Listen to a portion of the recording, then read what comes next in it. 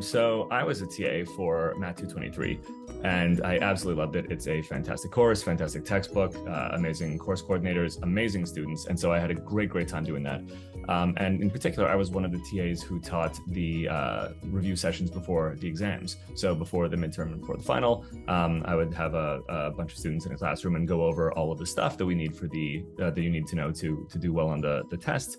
And these were extremely successful. They were just people like packed to the doors. Actually, one time before the final, I did like a 6-hour long review session, and it just everybody showed up. It was crazy, and they loved it, and people did really well and learned a whole bunch of stuff. And it was just one of the best experiences of my life. I still look back on it and smile.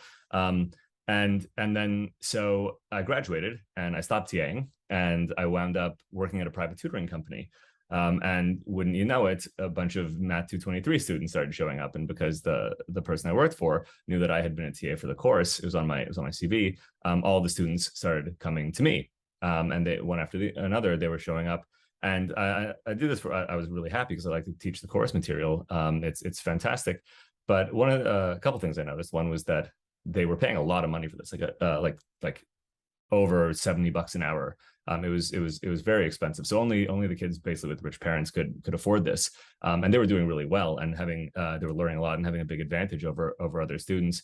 And another thing I noticed was that they were all studying the same thing, right? They would all come in with the same material every week, and we just kind of review the week's material.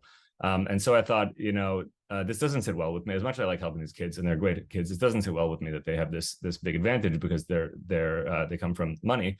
And so I thought, why don't I do a weekly review thing that anyone can attend. Anyone can just show up and get the exact same stuff. We're teaching the same material anyway to everybody.